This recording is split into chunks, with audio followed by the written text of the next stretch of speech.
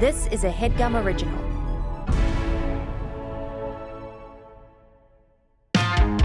Jake and Amir, two Jews that you can't forget. In 2010, they were big on the internet. And all things considered, their success is more than fair.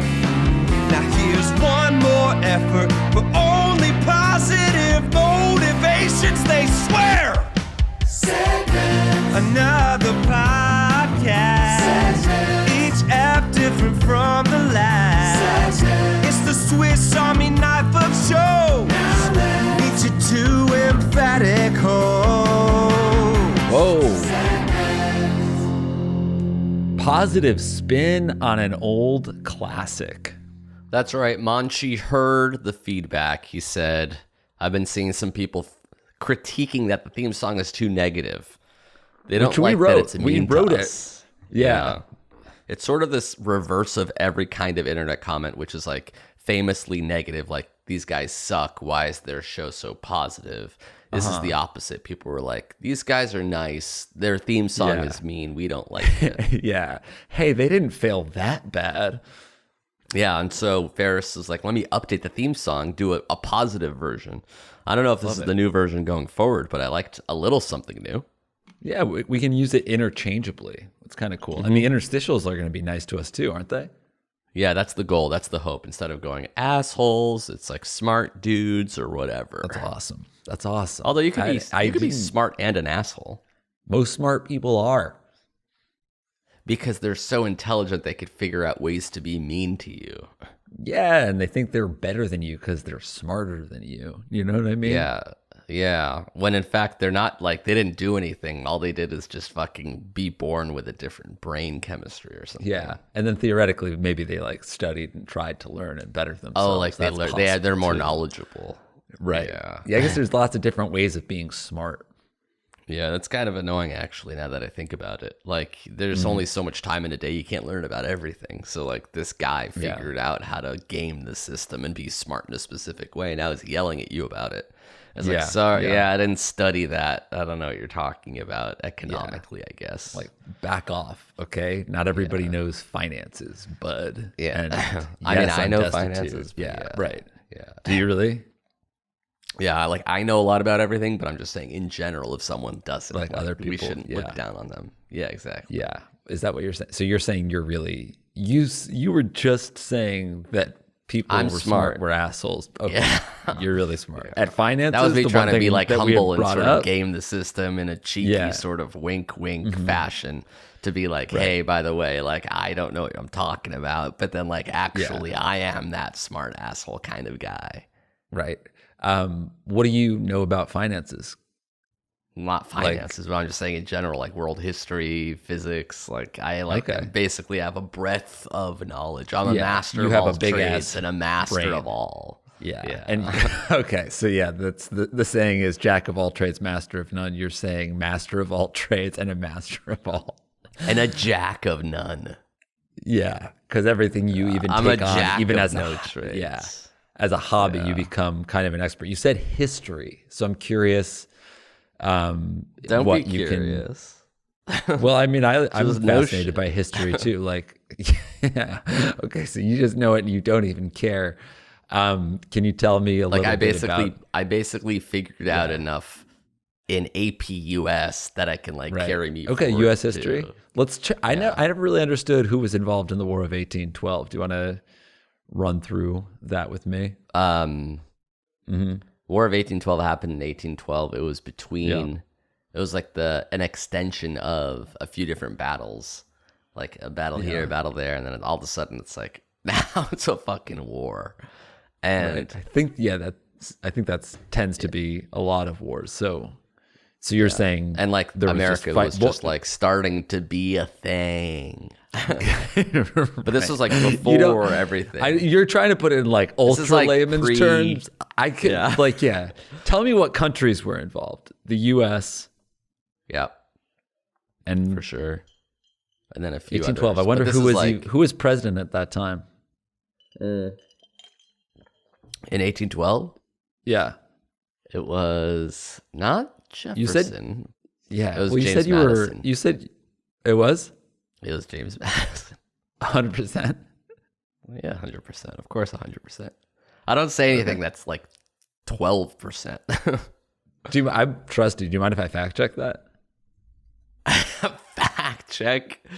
It's a fact, Jack. It's a fact. It was James Madison. Yes, I know. Yeah. And all right, so that's great. You said you know a lot about history. You did nail who was president in 1812. Okay, so moving on. You did nail I guess the start of the war was a bunch of battles. You said you had a good segment. You were like, let's do this thing. Well, I'm curious because you said you were good at history, and then what else did you say? Bio or something, or chemistry? Physics, yeah. Physics. Okay. Do you mind if I ask you a physics question? Please. Like, I feel like I'm being put on trial here a little bit. So, like, I am defensive and I'm getting, like, upset. But, like, that's just, like, chemically, I find myself being shoved a little bit where I'm like, whoa. The rate of change of momentum of a body is directly proportional to applied force and takes place in the direction in which the force acts. This is exactly. This is something called second law of motion, the law of inertia, Newton's, first law of motion, actually. or third. That's not one of the options, or third law of motions. And I can ask for a hint, but it would feel. I can't imagine you would want one because you're an expert. Do you want me to repeat the question? So that was a. I thought you were telling me something. You're telling that was a multiple choice question. Yeah, right. The rate of change of momentum of a body is directly proportional to applied force, and it takes place in the direction in which the force acts. So that's an object in motion will stay in motion, right? Well, I don't know if that is what Do you hear what I'm saying? An object in motion will stay in motion. That's so is that momentum. the first law of motion? That's inertia. What's that? That's not inertia. It's inertia. It's like this body is going there. The thing that I just said, which is a question, which you didn't know it was a question at first, even though I think you did. You did ask me to repeat it. I did repeat it, and you're not answering. I think you're almost avoiding. Okay, give me the options, just because I tinkled myself second law a little of motion bit when you were asking me. Yeah, so I was like, I was split between like, okay, Newton's laws, and then also I did a little duty while you were talking. You poo-pooed yourself? I did a little duty in my diaper. So now like I'm trying to like put that away, decompartmentalize where it's just like that's gone. I guess that's good because you don't have to go to the toilet because then you would spend less time studying and learning and knowing shit. So like why would you what were the three options? You just do duty in your diaper. It is the second law of motion, the law of inertia, the first law of motion, or the third law of motion. Inertia. You think it's inertia? That's interesting. Okay, let's see.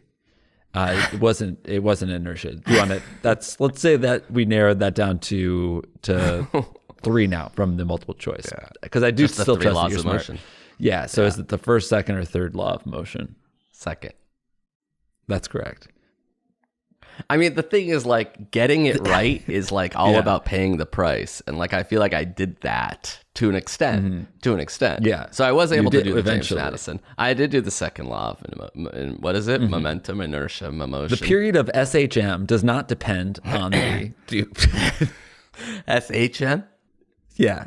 Why don't we even just make it a simpler? What does SHM stand for in physics? Yeah. SHM. I mean, the whole thing's a sham. Nice. What does SHM stand for? And it does stand for something. When you ask that question, it was like, by the way, everyone knows this, but now this is the question. Like, that question basically assumed that you already knew what SHM was. Yes. Yeah. And we can still, if you want to, just answer that question. Yeah, let's hear the question, and I can sort of ascertain from different context clues with regards to knowing what different words mean and what letters the period of SHM does not depend on the phase constant, energy, amplitude, or all. Are you coughing? I'm not coughing. I'm just thinking. And it's coming out in like a quick little burst. Boom. Yeah. Boom. So that's probably molecule or particle physics. I want to say the third one. Yeah, well, so you can't even remember what it is. So I want to say you're just gonna. Do you want to just guess 3? I don't want to guess 3. Amplitude. Yes. But the question actually was, what does SHM stand for? And it's, I think it has something to do with like particle or molecule or something like that. Simple harmonic motion. So I think it is still related to that first thing of like, I don't know any of the things you're saying. I'm God, you find crumble. myself guessing, sometimes right, sometimes wrong, and focusing on the good, the bad, in order to seem Amplitude was smarter technically / correct. better. Really? Because I did fucking know that, and like the way But you like they- backed me down well, no, made me the- seem like well, I the had correct to answer was issue a all. It fucking just mea included culpa. amplitude. Like, why did I apologize for getting shit right? Now I'm like mad at you. Like you're fucking inceptioning me to think that I didn't know shit, but I actually did know shit. Sorry, man. Did you take? You knew the president shit. Did you take physics in high school? Chemistry, bio? Yeah, I took physics as a senior with a class of only juniors. It seemed to be like a class for smart juniors or dumb seniors, and I was the only senior in it. And I got a D in that class. I got a D. It's pretty hard. It's funny because it's like, we'll put smart juniors or dumb seniors. It's like, no, they're all just like smart or dumb 16, 17, and 18. Doesn't matter if I'm like, 16 or because 17. you're 1 I'm year older stupid. doesn't mean you would be a smart junior. Right. You're still just a dumb teen. I don't have that much more life experience here. Yeah. Like they might as well put the smart seniors with the smart juniors with the Yeah. smart sophomores. And it was the type of class where the teacher would just constantly talk in questions and just call on people randomly. It was so stressful. Also known as the worst kind of class. Yeah. So you're just like standing there like, I don't know. And then he says your name. And you're just like, I truly don't know. I don't know what we're talking about. And like sometimes I would just guess something like refracted light and people would just like snicker. You know it's bad when the other kids stupid. are laughing at you. Like even those students who roll their eyes at education thought that was really dumb. Yeah. It was like, wow, Jake, that was a clear guess. We're not even talking about light, bud. Yeah, well that's because I'm thinking about baseball. Obviously I'm not thinking about this stuff. Hey, I'm pretty good at writing, guys. Yeah, does that matter at all in this class? But actually, I Do think you I had a care D in at all English, that I too. know what poems mean, or like that's like completely not part of this lecture? Wasn't fair. Speaking of high school stories, since I guess that's what this segment has turned into is high school stories. In 9th grade, history, there was like honors history that I didn't do because I wasn't quote unquote good at history, which is just I guess reading a textbook and memorizing it.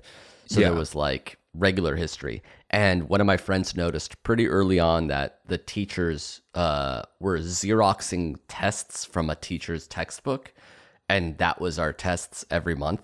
So he's like, I could just buy this book on like Amazon and we can have the answer to every test. We're like, all right, let's do that. And we just would literally memorize, instead of memorizing history, we would memorize the answer choices. So I would go in there being like A, B, C, D, A, B, D, D, C, D, and like just fill that out. And like, wow, you got 19 out of 20, you got an A.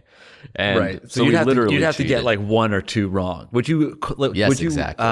collude with your friends to be like, I'm going to get 17 wrong, you'll get 3 wrong or something. So like, yeah, you guys weren't getting the exact same ones. Some people incorrect, would get too. 100.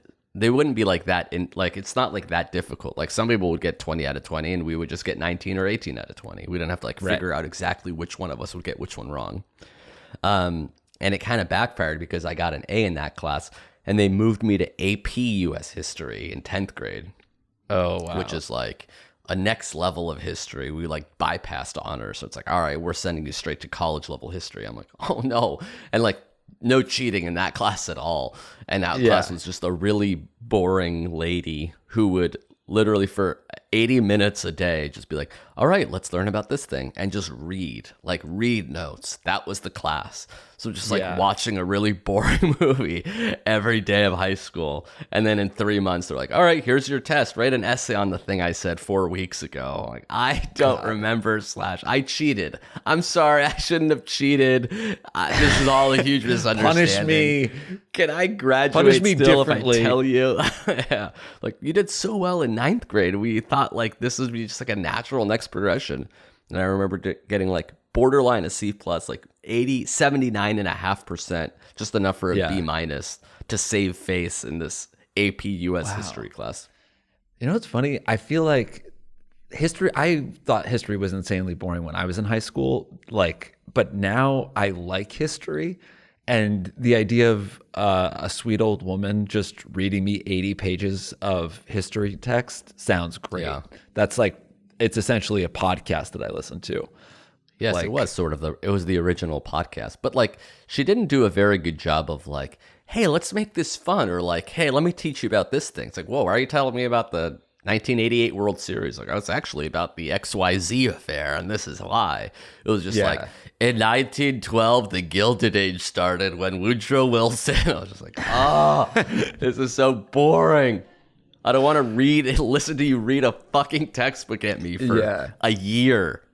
Man, history does, like, there's so much, like, U.S. history, there's too much of, and then you, like, expand that to world history. Like, that was a completely set. It was like American history for a year. And it's like, all right, now let's learn about everything else. It's like, everything else? Jesus. Yeah. There's no way you could cram in everything else. Yeah. Like we learn about the revolution, 1776, but what else was happening anywhere else in the world in 1776? Yeah. I've never ever learned what was going on in China in 1776. Like, it just... Did they learn about it in China? They have to. There's no way that they're learning when our country was formed. Like, because I don't know when any other country was formed. So but we're the fucking number one. They're learning about our shit. They're learning English over there. You hate us because you ain't us. All right. Yeah. That's me as a history teacher. You're not watching your fucking local TV. You're watching Friends, aren't you? I bet you know what Chandler did in 2014. R.I.P. baby. Yeah. Okay. That was it. That was, I guess, high school stories, the segment. Let's take a break and come back with another one. Love it. This episode of our show is brought to you by yet another podcast called See the Thing Is. Oh, yeah, folks. Are you a millennial? And do you miss what life was like in those 2000s, those aughts? I think I am. I think I'm the oldest millennial. It's like 83 to 90 or something. You were a grandfather millennial. That's what correct. I've grandfathered in between Gen X and millennial. Exactly. And that's why you're going to love See the Thing Is. It's a podcast hosted by Grammy Award-winning R&B artist Bridget Kelly and media personality and podcast trailblazer Mandy B. That's right. Real opinions, genuine connections, and they have awesome guests like Ari Lennox, Big Frida, Remy Ma, Van Lathan, and much, much more.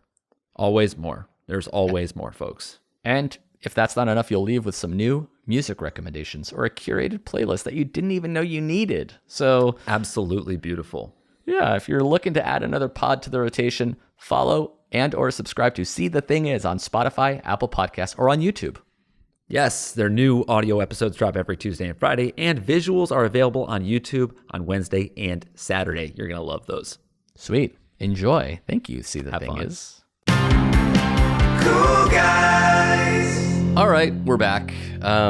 Here's a slightly related segment that I've been thinking about for a while, but makes sense right now. Right. The segment is called Name One Thing That Happened This Year. Not this year specifically. It's the history lesson I'll continues. throw out a year. Yeah. Yeah. It's instead of history, it's just modern current events. But like, right. Let's start with an easy one. Name one thing that happened in 2016. 2016. Right. Yeah. So 2016, that is the election, the Donald Trump, Hillary Clinton election. Okay. Even numbers are always a little bit easier. There's elections, there's Olympics, there's sporting events. Things happen in 2016. Right. Where I get messed up / tripped up is if you nudge it 1 to 3 years after that. Like, for example, can you, and feel free to play at home, It's not that long ago. Name one thing that happened in 2019.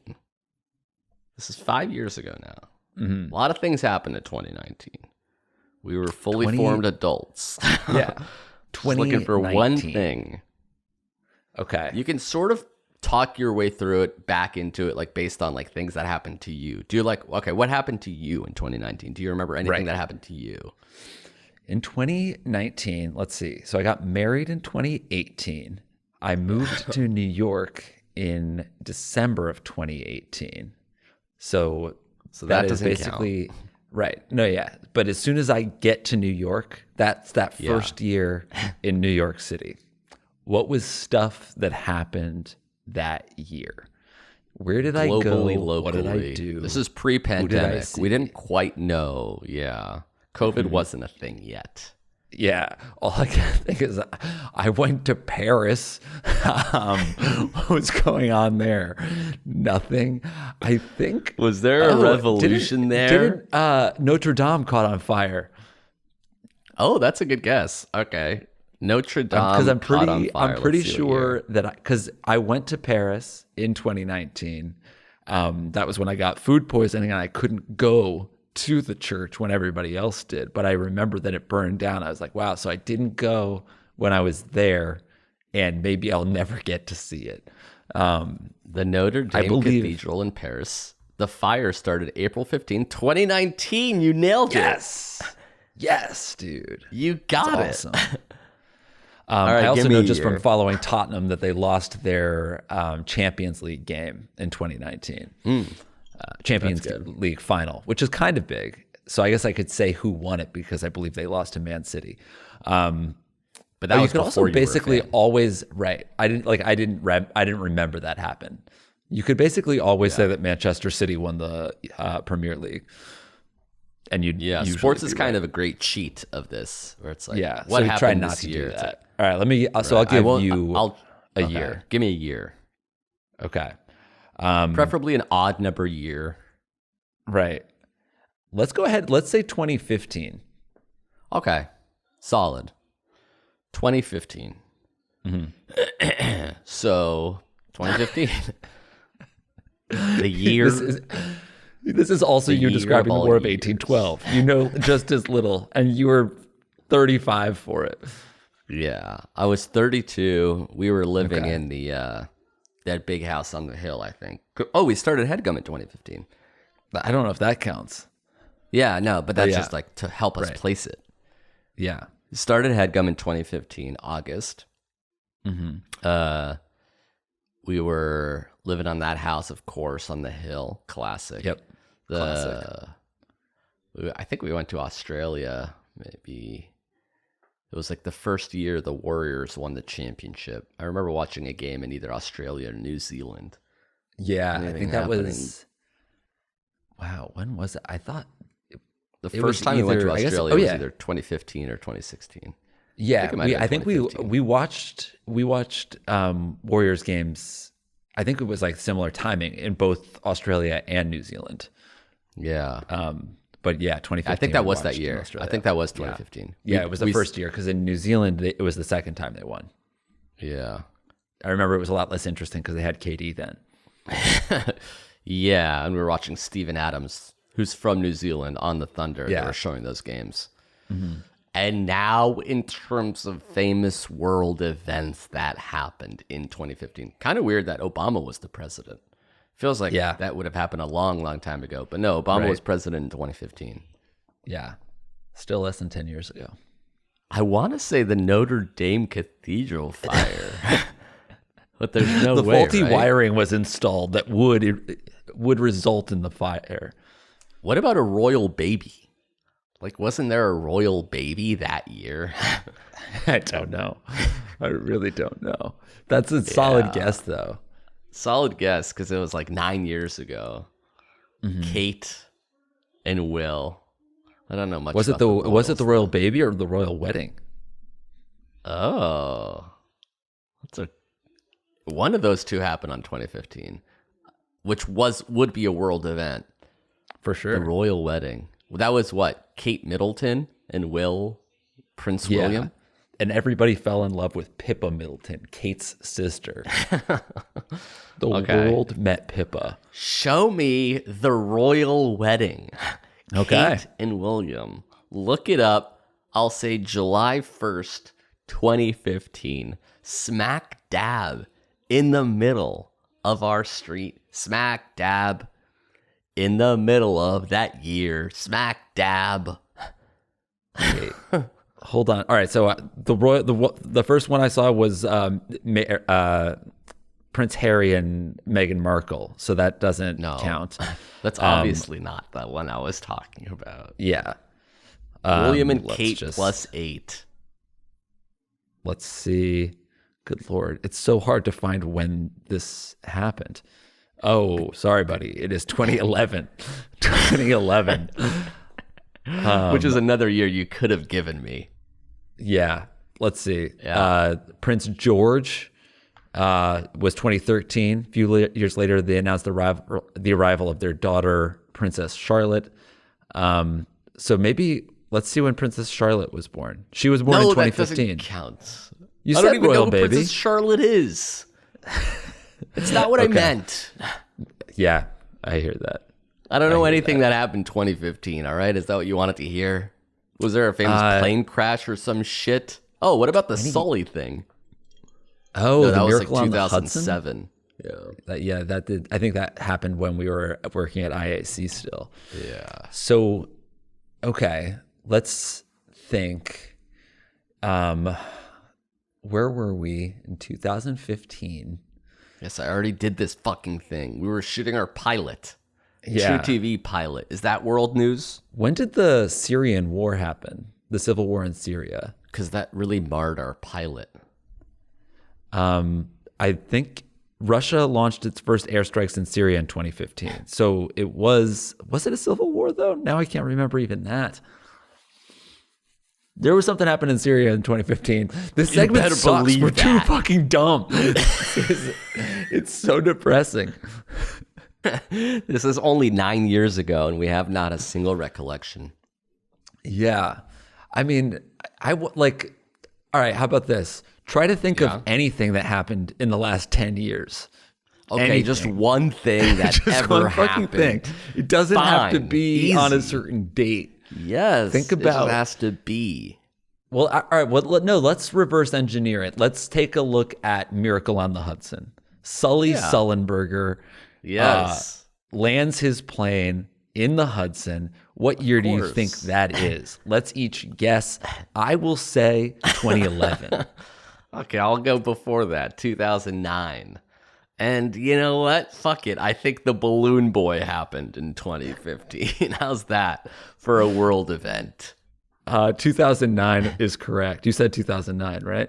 Yeah. All right. How many nailed it. people died? Accidentally. What? How many people died? How many people died during the Miracle on the Hudson? I thought 0. Like, wasn't the whole thing that he landed the plane in the water and they all survived? That's correct. Just trying to trip you up. That's actually incorrect. There was a swimmer that night that got fucking sucked into the subterfuge. Nobody talks about him because he wasn't on the plane. Yes, exactly. A lot of geese were dead. I looked up 2015 just because we couldn't think of anything. Mm-hmm. And honestly, these things don't even ring a bell to me. Yeah. I mean, there's some years that nothing happens, right?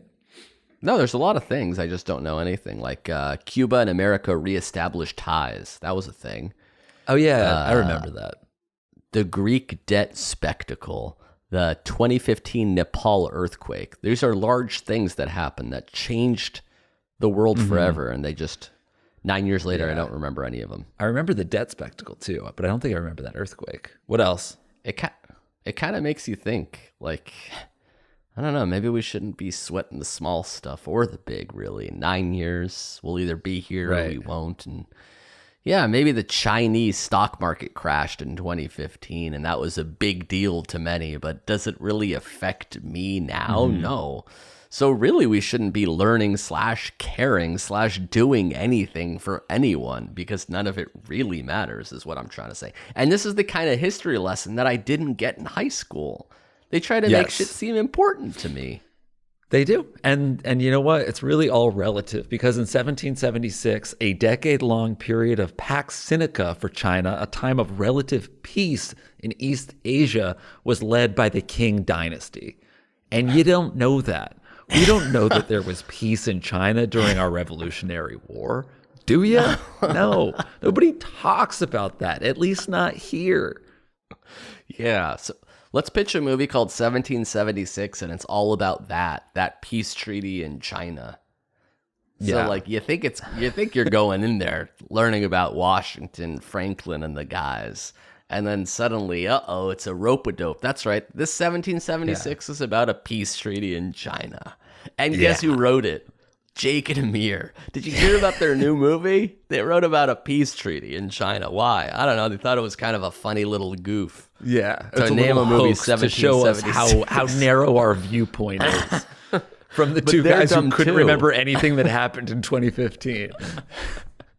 Wrote a history movie to teach you that anything is possible. We make our own history. That's awesome, dude. All right, let's take another break, come back and talk about literally anything else. I'm sick of being not knowing shit. Yeah. Thank you to Squarespace for sponsoring this episode of our program. Yeah. No greater way to build an awesome looking website than by using Squarespace. Exactly. I've done it myself many times over. Trust me, guys, if Jake can figure it out, you can too. Just like a cheeky, barely an insult. You don't have to get that offensive. That's so fucking funny. Jake's so dumb. He's never be able to code a website on his own without the help of something you like can't. Squarespace. You definitely can't code a website.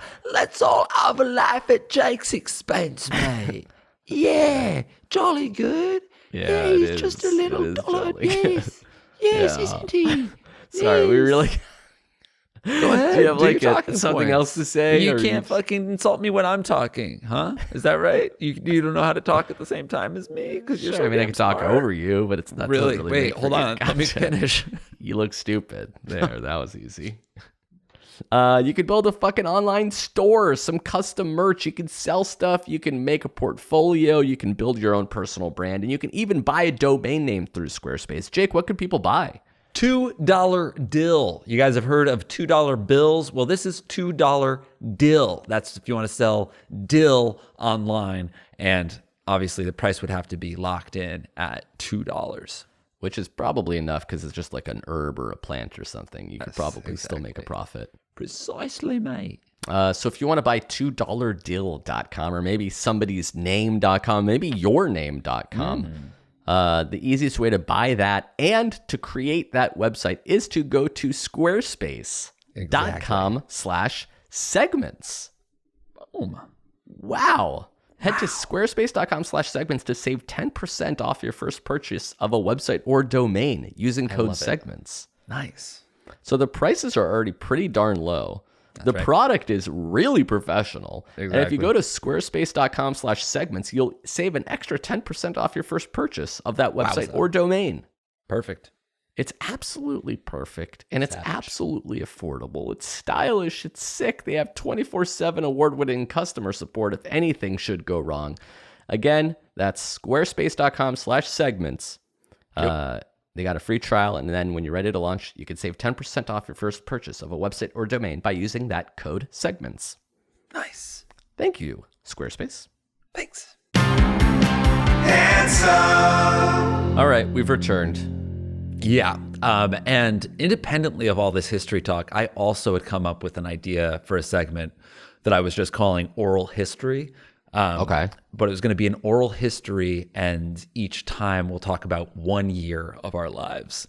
So thank God it's about me. So it's about actual shit that I know and care about. I'm sick of talking about oil and fucking energy crises. Enough. Across the U.S., but also Russia. Let's talk about what was happening in South shit America in 2009. Scandals. I don't know anything about any scandal. Yeah, I don't know about relations or like. I remember one time just like reading, like I had a long train ride. I think it was like 24 or something, And I was like, I'm taking the train from New York to Connecticut. And I like bought the New York Times. It was the first time I ever read a paper. And I read it from cover to cover on this train. And I was like, holy shit. There are like 4 different wars that I didn't know about. Like I only know about the main one in Iraq, but not like there was one in Colombia. And I was like, this is insane. There's just like armies fighting each other that I don't know about. Putting the paper down and like looking at the guy next to you. Sorry, do you have any fucking clue what's going on in Colombia? Because you're acting pretty nonchalant right now.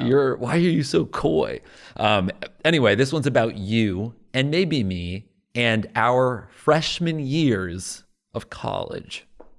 Okay, which were 2 different years. Mine was in 2001. Yeah, right, and mine was in 2004. I mean, my freshman year started out pretty eventfully because day 3 of school, we move into the dorms on a Sunday. Tuesday, I wake up and a bunch of people are in my dorm room. And because we have a small TV, like not everybody could bring a small TV to their room. Like some people are just like, I'm just going to bring my computer. I won't watch TV. But like me and my roommate are like, let's bring a little TV VCR thing so we can watch TV. Anyway, I wake up and there's a bunch of people watching the news in my room because it's 9/11. That was the big thing that happened, like day 3 of school. And that's something I actually do remember what happened in 2000. I want to say 1, but it might have been 2 or 3 now that I can't. That one's pretty easy. Yeah. So that's how my freshman year starts, is like by 9/11 happening and I'm at Berkeley and like everything is so like free speech, liberal, radical, like the real terrorists are in the White House. This is all because Bush. We're going to use this to justify a war. And I'm just like a freshman, like at a candlelight vigil, be like, whoa, these people are really mad. Yeah. Wow. So that school was like up in arms even before. Yeah, it was like a liberal hotbed even before 9/11, and then that sort of launched an entire other reason for everybody there to be upset. Out here in the Northeast, there was a spell where it was just like everyone seemed so behind Bush no matter what. So I'm surprised that like even in September, they were like, Bush is still a bad president. He's going to go to war or something. Well, I remember one of my friends likes to recall this joke I made at this 9/11. Like it literally was 9/11. Then that night, a candlelight vigil / speeches by people who were outraged. And one guy did say at the thing, the real terrorists are in the White House. And then I said to my friend, oh my God, somebody better tell the president. He starts laughing. Everybody else is quiet. And he's cracking up at this 9/11 vigil. Of course, the guy meant the president was the terrorist. But yeah, the goof is that, I guess. It was a Kiefer Sutherland-esque 24 expose where there was a terrorist in addition to the president in the White House. Made him crack up. We're at the vigil. Terrible place to be for 2 white freshmen who are like 18-year-old Jews from the Valley laughing at a candlelight vigil in Berkeley. Wow. I remember that I made a joke on 9/11 to my friends too. That was significantly worse. I think I like walked into the cafeteria and I said, they shot the president while he was pooping on Air Force One. That's pretty good, actually. Not really. And then you said, hey, can you imagine if Steve-O stuck a fish hook through his fucking gonads and went fishing with Osama bin Laden? Yeah. My friend is like, my dad works in Lower Manhattan. Like, oh, shit. Did he learn anything about how the president was taking a dump and got shot? Dump on Air Force One? They should call it Air Force number 2. I'm so sorry. Are you able to get through on the phone? Remember your College Humor video that we never shot because it was too soon? I think it might be time to shoot it because enough time had passed. Guy who won the lottery on 9/11? That's exactly right. I feel like that's it's like a great Lonely and Horny episode / Jake and Amir-esque sketch. It was. Did I write it as an article and then we turned it into a script, or was it always a script? I don't know. It was a script either way, but I don't know if you wrote it before we shot those kinds of things. But it was a guy who was like trying to get amped about winning the lottery, but everyone was depressed because it was a national day of mourning. But you wrote it in like 2006, and everyone's like, "Well, this is probably too fucked up." Now that it's been 23 years, could be time for us to finally shoot this thing. I just tried to find it in my email. we wrote this is the only mention of it. We wrote a script last year called The Guy Who Won the Lottery on 9/11, but that might be a bit dark. It's also only 5 pages long, and we wrote it for College Humor. So it doesn't. Was it this doesn't you trying seem to pitch it as a short film? 5 pages long. I remember the script though. It's like the guy comes down, he like has the winning ticket. He comes downstairs like, fuck yes. And everyone is like gathered around the TV. At one point, he's just like sort of like makes a confident remark and bites into a pear. My mom works in Building 7. There was somebody, and like there's one of the friends who's like $11.1 million yeah, taxes. This is exactly the script. She's like, damn man, I'm so sad too. God. Well shit, what else should we do? Like Craig. Wasn't the guy's name Craig? I feel like it would be insane not to do something, right? To celebrate a little bit. We should go out. I feel like otherwise the terrorists win in some sort of weird way. Besides, you can't really stop what happened, but I feel like I just won the lottery because I did. We should try to find that script. I think John Grimm has it somewhere. We could have cast Jeff as the guy that won the lottery. Yeah, for a long time we were too afraid to make it, but I remembered it was funny. And I think obviously there had to have been somebody who did win a daily lottery on 9/11. Right. Well, did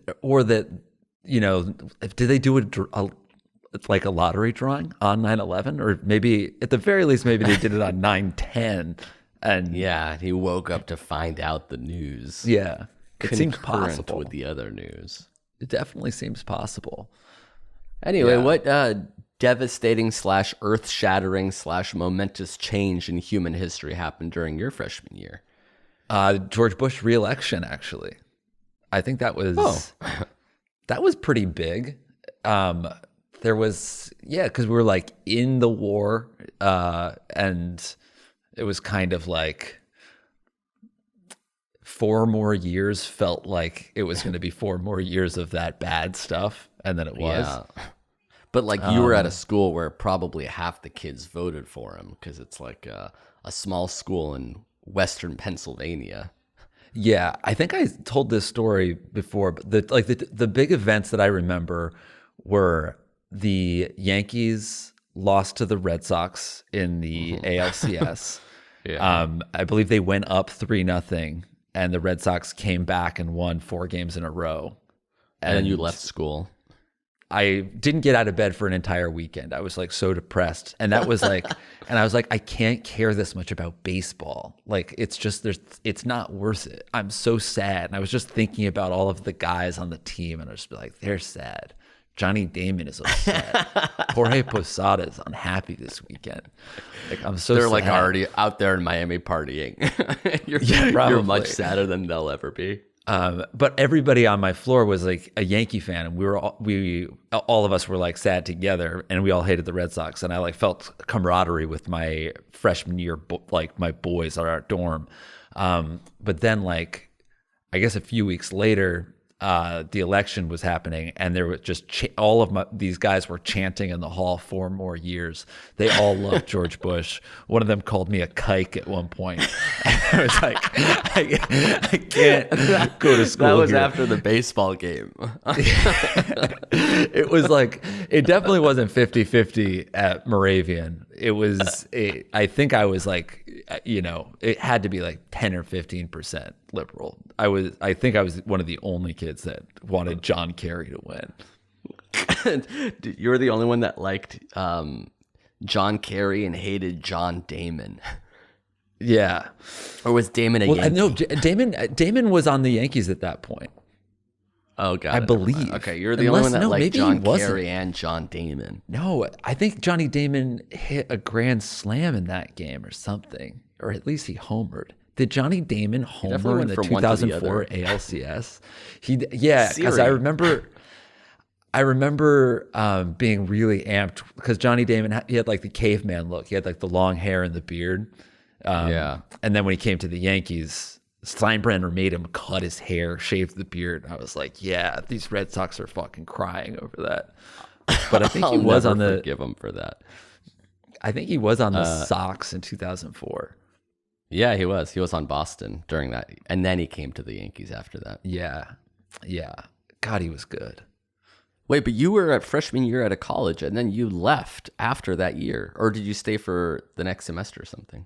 I stayed. So when I was at Moravian, that first semester, I did the normal amount of fucking up. Like, I think I skipped class a bunch. I think I maybe like dropped one class or like elected to take it pass fail or something. My grades were not great, but it was all fine. I was like going to some classes, doing decently, fucking up in other ones, partying, had some friends. And then I don't know what happened, but the longer I was there, the more depressed I got and the more I wanted to go home. And then I would like on Thursday, I would cut all my classes, drive home. I told my mom and dad that I didn't have class on Friday. So they were just like, oh, great. And I would stay home from Friday to Sunday. And how then long I would is that be like, okay, drive? 3 hours. 3 hours door to door. It's a long drive. Yeah. To do every And then weekend. on Sunday, I would leave my parents' house and say I was going back to school, but I would just go to my friend's house and stay there like another night or two, skip all my classes, go back to Moravian for, 2 days or something, and then come back. And then by the time the year was over, I was like, I think I had finals in all of my classes, but you were allowed to leave, as soon as your finals were over, you could go home.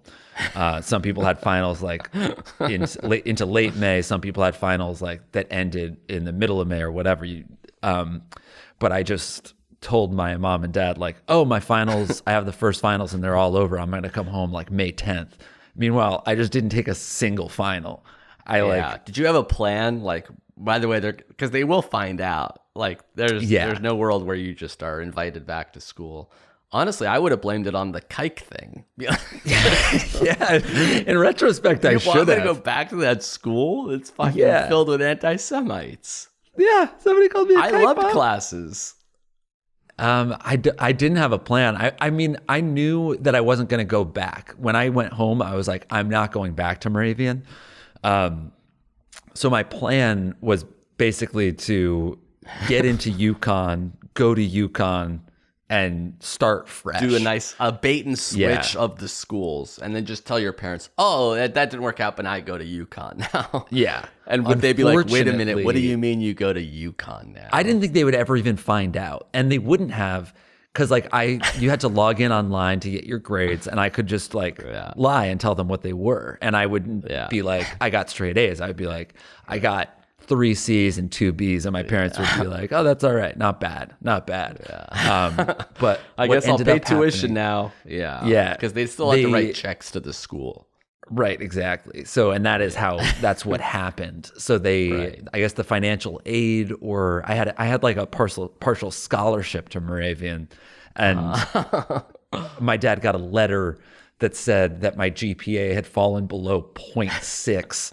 So they had to, so I couldn't have the scholarship anymore.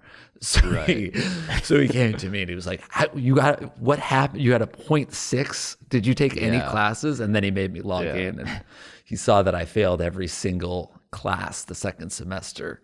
So there was just not really. Would love a videotape of that moment to just be like, was he mad? Was he sad? Were you scared? Were you laughing? Were you depressed? Depressed. What's the emotional? Everyone was very upset. Like, I think my dad yelled at me. I was in the basement. I was depressed. My mom was crying. She came down and said, your dad was crying. Like, we just don't think you could. Like, you've messed up every single year since high school and now, and we don't think that you're ever something needs to change. What is it? Something along those lines. And actually, my mom and dad both listen to the show now, so I wonder if I wonder if they have that same recollection of this story. Yeah, I would love to interview them. Actually, specifically him, because I feel like my mom will she will be positive in remembering it. But I like, I wasn't crying. That never happened. We were never mad, or they're like, yeah, that's exactly what went down. Yeah, I think that they've both told me before that they were like scared that I was never ever gonna, make it because I just couldn't. I failed everything. This is therapy. You never talked about this in a professional manner. Definitely not. That had to have changed something within you, because you then didn't just become like a guy that works at a lumber yard from 19 to 38. Yeah, but I mean, school never clicked. I didn't you must have had like an undiagnosed something or other. Maybe, yeah. I didn't get into unmedicated UConn. The X, Y, and Z. The only school I could go to was Southern, because there wasn't an application. You just paid and you can take a class there. So I took like 2 classes. Yeah, I took 2 classes at Southern, and I think it happened again. Like maybe my parents were like, "Let's not overload you. Take 2 classes." And I failed one, and I got a C or a D in the other, and maybe I even failed both of them. I feel like 9/11 happened during my freshman year, and your story is more depressing, if that makes sense. Like, why do you have a sadder freshman year than mine, which literally and a sadder started sophomore with year? 9/11? Yeah, they were really all bad, basically until junior year. And then what happened junior year? Like, it's not like you then got ADHD diagnosed and started taking Adderall and started focusing and went to school. Yeah, well, during sophomore year, it all started with freshman year. When I was depressed, alone in the dorm room, I was looking at College Humor, and I read articles then. I believe I read something you wrote, and I read something Streeter wrote. And then I submitted, kind of, and then I didn't submit anything then, but I was home for the summer after I'd like flunked out. I submitted an article. It was like, you have to submit a writing sample was what it was asking for. And I submitted a writing sample for something I had written, because I was always like interested in writing. I like tried to submit something to like the New Haven Register. Guy who won the lottery on 9/11. Yeah, exactly. and I submitted that as a writing sample to Streeter, being like, could I write College Humor articles? And he was like, this is great, but it's too specific to New Haven, because I think the article was like first date ideas that you can do for cheap in New Haven. And he's like, this is great, but it's too specific. Yeah. And he asked me to change it. And I still remember my first article was something called The Lost Art of the First Date. And I like wrote it, and I think it was like all in the character of like some confident jackass. It was basically a bad date. It was Lonely and Horny in 2004. Right.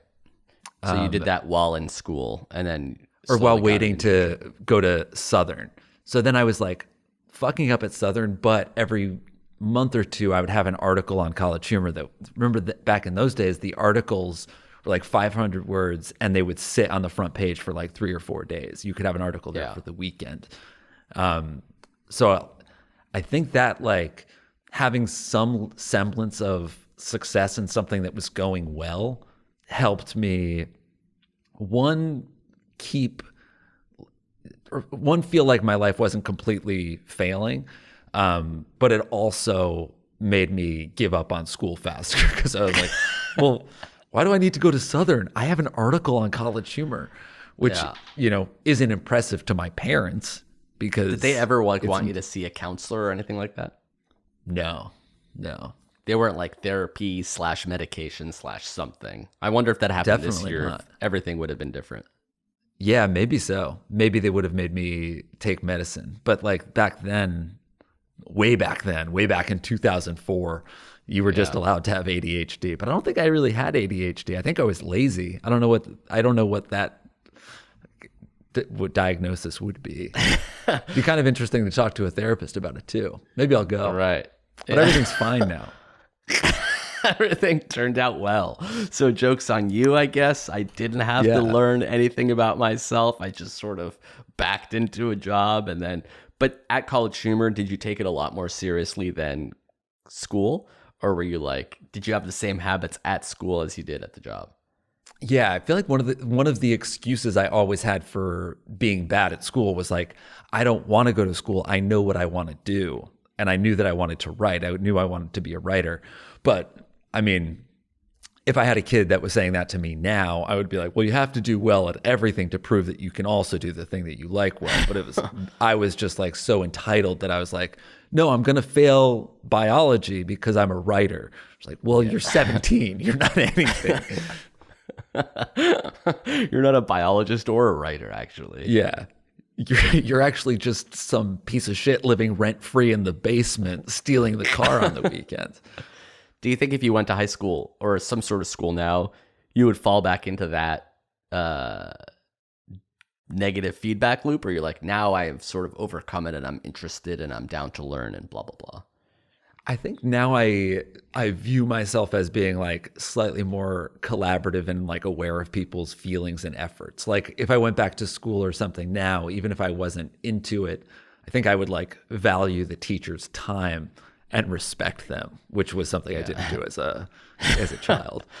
As a shitty teenage boy. Yeah. There's nothing a teenage boy does less than respecting other people's time / adults in general, especially at school. This is a great segment. Let's next time not talk about me and we'll like pull out one of your report cards or something. Did you have like written report cards? We must have had them just sent to our house, but I don't know if my mom like kept any of them. Let's also, now that I with her admitted and to find out. cheating, I might get my high school diploma revoked. Let's get your records. Just break into the Milken Community High School database and see how I did. Be awesome.